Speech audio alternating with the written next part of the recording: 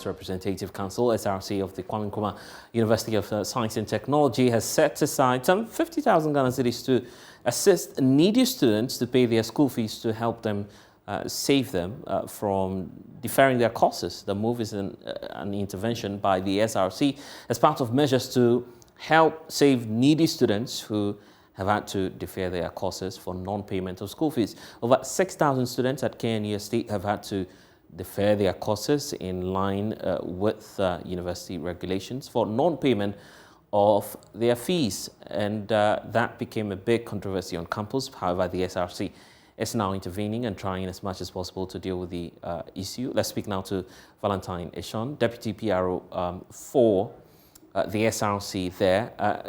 Mr. Eshon, thank you so much for joining us. So why has the SRC decided to come through for these needy students?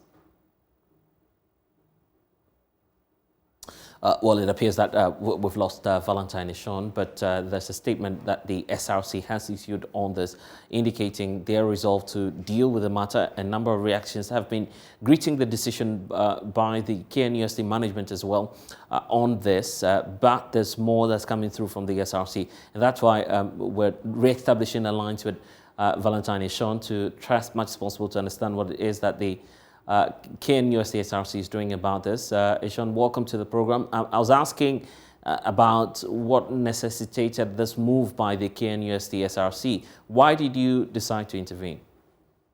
So first of all, good afternoon to all your listeners, and pleasure to be on the show.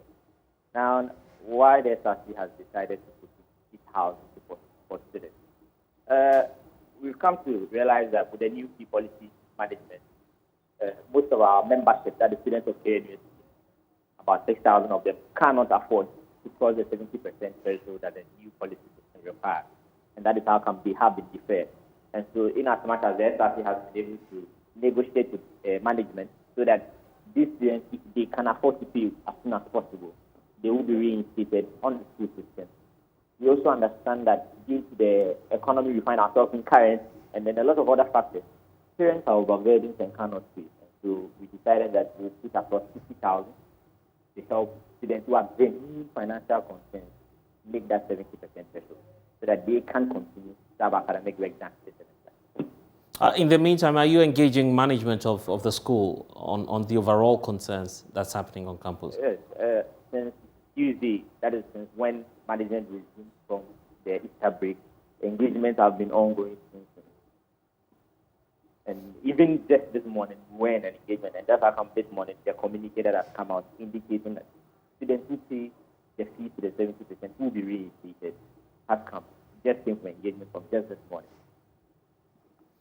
There are reports, and yesterday I'm sure that you've seen that widely circulated. Some of your colleagues were reported to have used their fees for betting and some other activities. Have you received such notices as well? And that's why perhaps some feel there's no need even coming through for them. Yes, the SRC is quite aware of such alleged information being out there. But as to the evidence or the statistics to speak to that information, we do not have that. And honestly, we cannot use one or two students who might find themselves in such a situation to generalize the whole of the 6,000 students.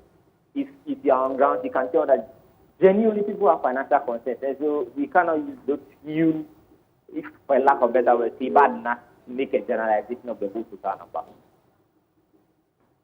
All right then. I'm grateful, Valentine, for sharing some time with us here on The Pulse. Now, with just days to the rollout of government's project on the e-levy, we'll tell you more about that shortly.